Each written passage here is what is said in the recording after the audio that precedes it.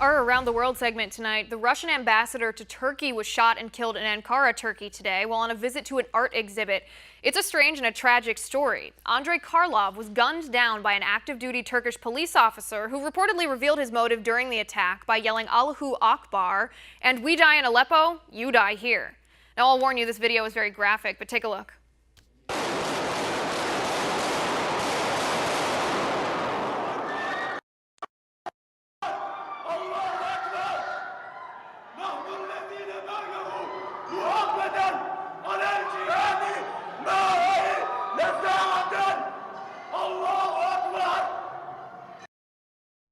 Joining me now is former United States diplomat Jim Jatras. Jim, thanks for being here. Hi, Liz. Early Merry Christmas to you. I hear we're allowed to say that again. And to you as well. Jim, this is a pretty serious thing that happened in Turkey today. What do you make of it?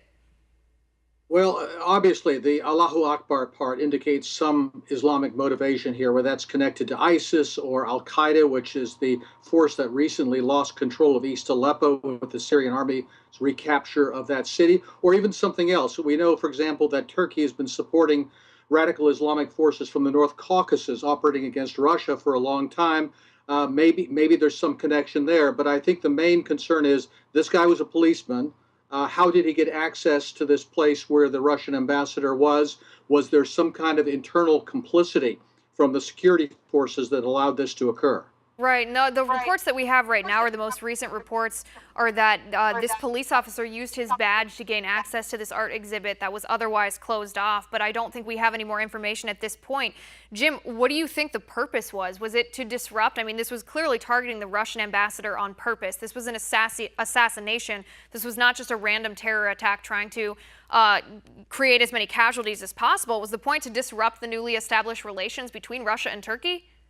I think that's the most likely thing possible. There could be other elements. For example, we know that there was the attempted coup against President Erdogan some months ago, and this fellow Fethullah Gulen, who's here in the United States, was suspected of involvement in that. I don't know whether he was really or not. So there could be some internal Turkish side of this, but right now I think the focus has to be between Russia and Turkey, and also specifically that tomorrow the Russian, Turkish, and Iranian foreign ministers are meeting in Moscow, so hopefully, at least they hope, to hammer out some kind of an arrangement that will help lead to an end to the Syrian war. Right, and it's almost too coincidental not to be related to that. Jim, there was also a security incident reported at a U.S. embassy near Ankara. In your opinion, do you expect that to be related at all? I think it would be speculative to say that at this time, but it certainly would not be surprising. We've seen with other terrorist attacks where, for example, bombings where they'll set off one bomb and then not too far away another bomb very close together in time, that is as part of a coordinated attack. It's conceivable that that would be the case here, but since we don't really know, the reports are still sketchy about what happened near the U.S. Embassy, it's hard to say at this point. Right, there aren't too many details at this point. Jim, let's pivot over to Syria. What's happening in Aleppo? The United Nations is finally seeming to take action in Syria. They're calling for the safe and immediate evacuation of civilians that are trapped in Aleppo as President Assad's forces storm the area. As we know, his soldiers are killing civilians and rebels in their path. There's reports that some 20,000 some civilians have been evacuated so far. Even today, perhaps 65 busloads of civilians. But the health and wellness of these evacuees is not good at all. They're dehydrated, they're starving, they don't have any medication. Now, this oversight that the United Nations has passed, Jim, is that going to be enough? Well, as you say, it's oversight, it's monitoring. It's not actually anybody in a position to do anything. And frankly, I don't think anything with, you might say, with teeth to it would have gone through the Security Council. But let's keep in mind that for the past few weeks, as the Syrian offensive has unfolded into Aleppo, that the Obama administration has been trying very hard to get a ceasefire. And I'm sorry to say it, Liz, for the purpose of saving al-Qaeda and its allies in Aleppo. They're the major force that had control of Aleppo, the major anti-government force, and that didn't work. The Syrians were not going to agree to that. The Russians were backing them up. Now they're at endgame, that there's only a tiny little enclave of East Aleppo left. The remaining terrorists are being allowed to leave with their small weapons if they want to.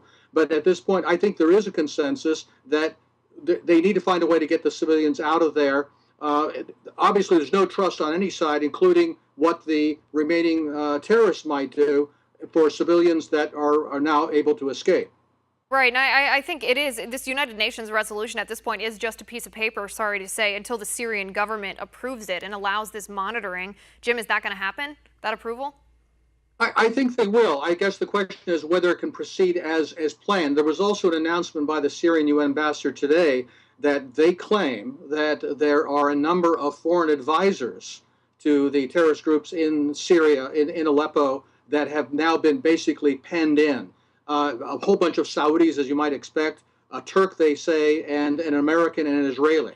Now, I don't know if this report is true. I've been seeing sketchy reports like that for several days. I don't know if it's so-called fake news or whether they will actually produce these individuals. But either way, it shows how complex the different fingers in the pie are here in the Syrian mess. Right. It's sad to say it at this point, but it seems like it's a lose-lose situation. There's not a clear-cut right and wrong. There's not a clear course of action for us to take to end this and have the person in authority be in power, not just the person in power be in power. And that, I think, brings us to President Assad. I mean, it's one thing, in my opinion, Jim, for the president of a nation to squash an uprising, even if many people agree with the uprising. And I'm not making commentary on that. I'm just saying it's understandable for a president to do that. But it's different for a president to slaughter civilians who get in the way of his military, as Assad is doing right now. Is he ever going to be held accountable for this? Liz, allow me to take a different position on this. What we hear from our American mainstream media, what we hear from the Obama administration about slaughter of civilians, deliberately targeting civilians, I take with a big fat grain of salt. That I don't really believe that that's what's going on, that their goal strategically is to save al-Qaeda, to save the terrorist forces, to overthrow Assad. Even at his press conference on Friday, in a more subdued way, Obama even said, well, Assad has got to go, even though he knows that is not going to happen. Their policy has failed, and they're willing to pull out every propaganda trick in the book to try to save what's left of their policy, which has been an abject failure. I think the reports of deliberately targeting civilians, some of which, by the way, come from groups that we know have links to the terrorists and to the governments that support them, are highly suspect. Right. So let me just push back on that a little bit. I mean, we see this hashtag Save Aleppo. We see these videos on Facebook of hospitals being bombed, children dying, children being hit by rockets and mortars. Is that, in your opinion, all propaganda and isolated incidents? That's not an accurate picture of the reality over there? I don't know that it's all propaganda, but I think a lot of it is, and a lot of it comes from sources that can't be verified, that are somewhat suspect, and and that unfortunately, and we've seen this in previous conflicts. We saw it in Libya with the humanitarian crisis in Benghazi. We have to intervene because Gaddafi is going to slaughter all the civilians in Benghazi. There was no proof of that. We saw it in Bosnia. We saw it in Kosovo. And unfortunately, so much of the mainstream media simply gets its information from these unverified sources. A week ago, we heard a report 82 civilians had been killed by Assad's forces. There was never any proof presented for that. It simply went out immediately worldwide around every mainstream media. Right, because it was so dramatic. It was such an awful sounding report. That's a very interesting perspective, Jim. You might be the first one that I've heard to make such a claim that it's mostly propaganda, the civilian talk, but it is very interesting. I'd like to delve into it further, but unfortunately we're out of time. Thanks so much for being here. All right, guys, our next tipping point with Sterling Beard. It's almost as if college kids don't understand that sanctuary campuses are a dumb idea. We'll be right back for that one.